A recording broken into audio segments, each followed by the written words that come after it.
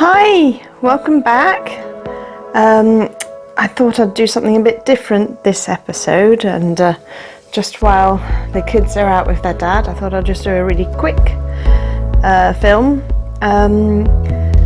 Now the internet is full of really beautiful pictures of people's craft rooms, all perfectly organised and enough to make anyone envious, so I thought I'll just do a quick honesty film showing my crafting space. It's actually in the living room because I spend most of my days with my boys as we are homeschooling family, and I used to have all my crafting stuff upstairs in my bedroom, but I never got to do anything then because I'm always downstairs with the boys who always want me with them. So I moved everything down and I just have this is my crafting corner. Totally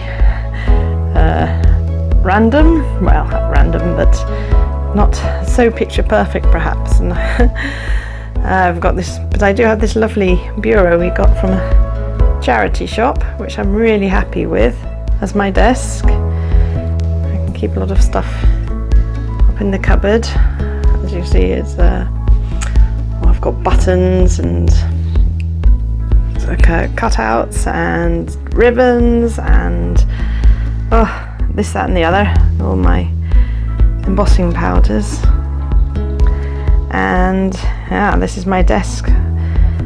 It's actually a tidier version of my desk. If you think this is messy, you should see it normally. And here are all my drawers. I've been showing one or two of them in previous episodes, I think. So I've got all my ribbons and lace and things like that, and beads and what have you. They're all stuffed in this drawer. They're my embellishments and stickers and things. Wood, tools, materials, a bit of clay there, materials in that drawer. Rather uninteresting drawer, tape and related. All my cricut tools are in this one. Miscellaneous cutting tools. Sorry, my light just fell down again. So I've got various stencils in this drawer. What are those? Glue and related in this one. Some paints. Here's my stamps drawer, chock full. Can hardly open it, it's so unorganised, but it's not like I do a lot of stamping, but I just managed to obtain a lot. We'll get into it. And scissors and related cutting tools again. There. I've got all my my papers in here. Terrible way to keep them, I know, but I've not yet come up with a better system. And of course I've got cardstock and paints and other things in the drawers below there.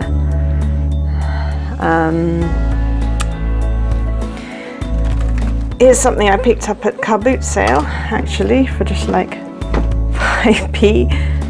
I think it's a business card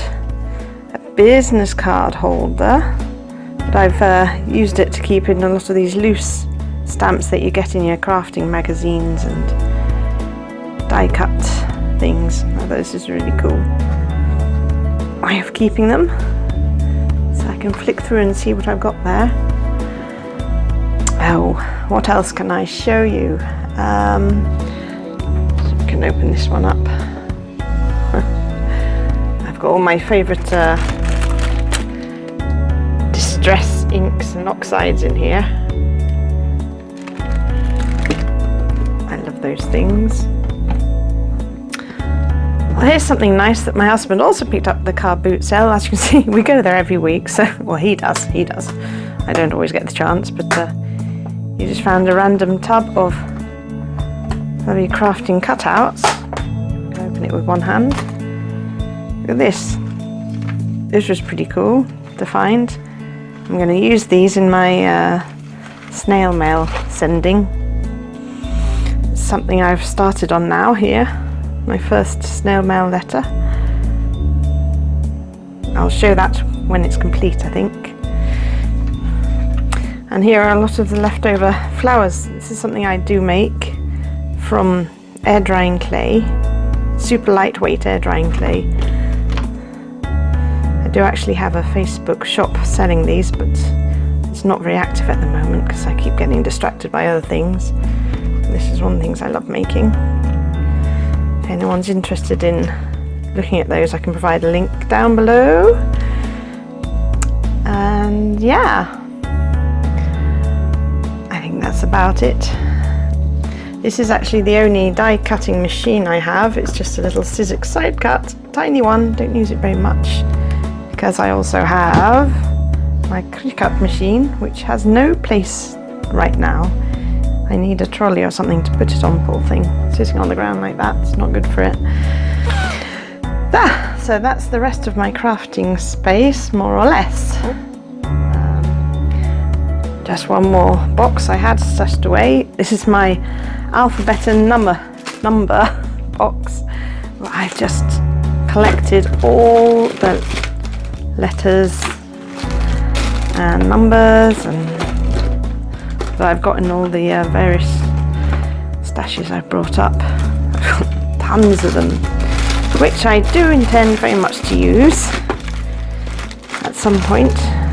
My idea is to make inspirational canvas art with them, with nice Bible quotes or something. A whole tub of it. Something my boys also love to play with.